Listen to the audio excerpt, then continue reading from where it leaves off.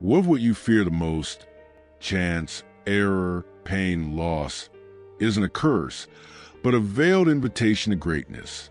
What if fate, that blind god we call luck or misfortune, actually knows you better than you know yourself? There exists a philosophy that doesn't ask you to escape life, but to devour it, to embrace even the thorns, to kiss the scars, to dance in the fire of your own ruin. A philosophy that sounds like blasphemy to the feeble-hearted, but like revelation to those who already suspect that everything they've called suffering was, in truth, a summons. Have you ever considered that nothing, not even your worst moment, was truly out of place? That behind every betrayal, every collapse, every silence that tore you open, there was a secret logic whispering, "This, too, is yours, love it." But how do you love what nearly broke you? How do you say yes not only to life, but to everything it brings with it? The decay, the despair, the absurdity. What if peace doesn't lie in escape, but in affirmation, brutal, ecstatic, uncompromising affirmation? Nietzsche didn't come to soothe you. He came to shatter the illusions that protect you. He speaks not to the crowd, but to the solitary flame inside you that still burns when all else goes dark. Amor Fati, he whispers, not as consolation, but as war cry. Love your fate, not merely accept it. Love it, even when it strangles you. Especially then. Can you feel the tension tightening? The old self resisting? That's where the threshold lies. This is not a message for the comfortable.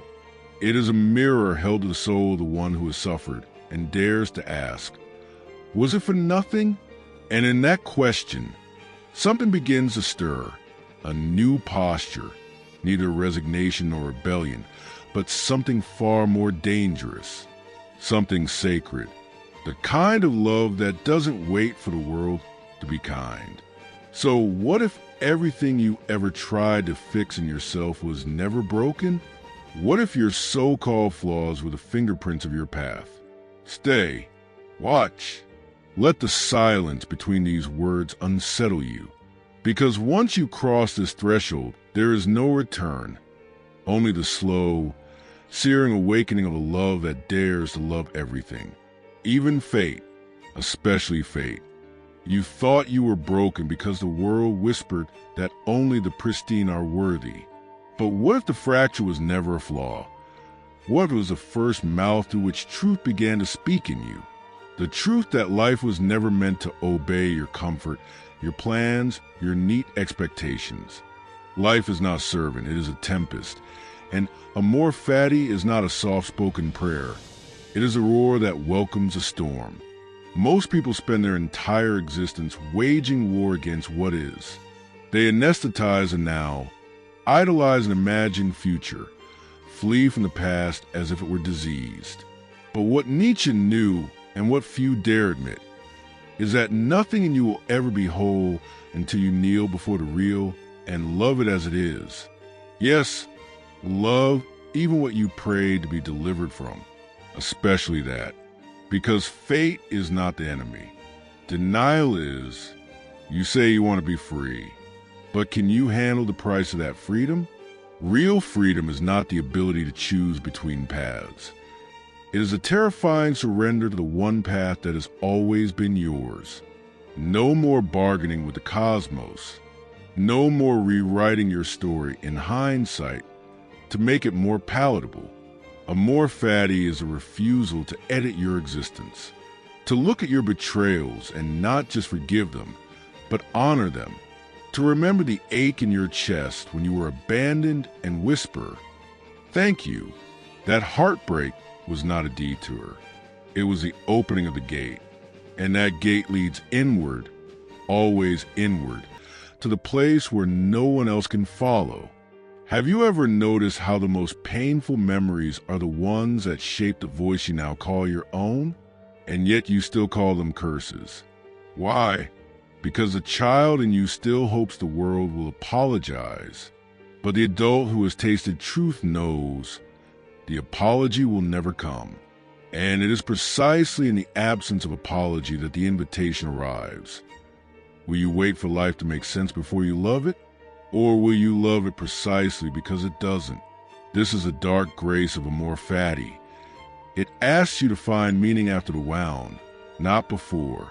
It does not erase the blood, it turns it into ink.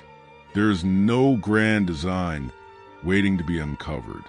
The design is being written by your footsteps, by your collapses, by the moments you thought were meaningless.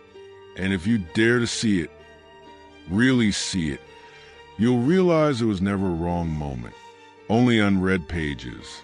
The book has always been sacred. You were simply too afraid to read the whole thing. And perhaps that's why Nietzsche insisted on eternal return, the idea that you would live this life, every detail of it, over and over again, infinitely, not as punishment, as test. Would you curse the repetition, or would you bow to it? Would you cling to the illusion of progress, or would you fall in love with the loop? Imagine it. Every heartbreak, every humiliation, every unbearable silence, again and again. Could you ever say yes to that? Not out of masochism, but because you've finally seen it.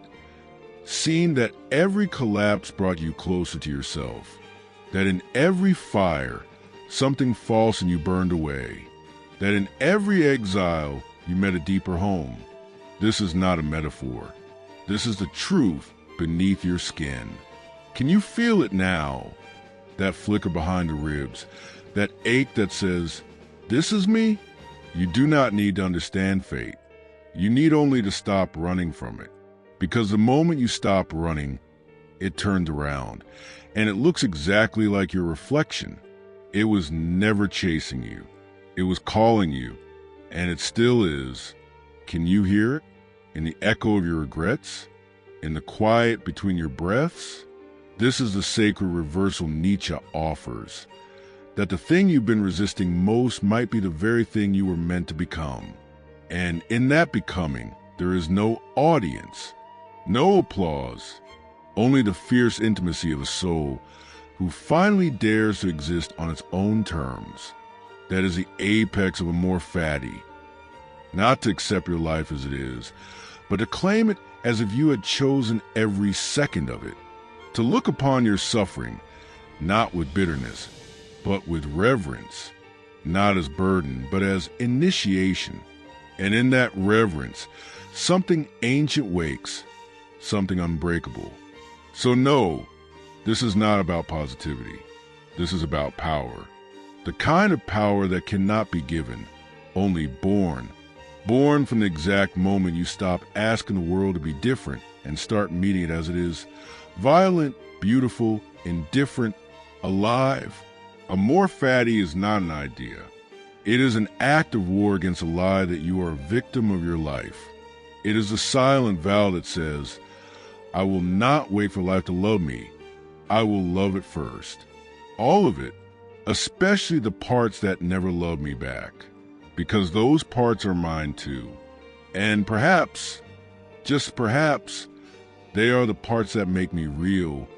And if none of it was an accident, not the scars, not the silence, not even this very moment in which these words find you, then what does that make of you now? Can you feel it? That subtle rearrangement inside, as if something ancient remembered its name? Perhaps this was never about understanding Nietzsche, nor about taming fate, but about finally meeting yourself, raw, undefeated, and ablaze in the ruins. You were never meant to escape. You were meant to return, not as who you were, but as who you have become through what you endured. The fire did not consume you. It sculpted you. All the symbols are here, if you know how to read them. The echo of a wound turned into wisdom. The silence that now speaks louder than all the noise. The weight you once cursed now felt as grounding. There is no final answer, only a new way to owe her, one that sees meaning even in cracks, especially there. You begin to realize that loving fate is not about romanticizing suffering, but recognizing that nothing real in you was ever born from ease.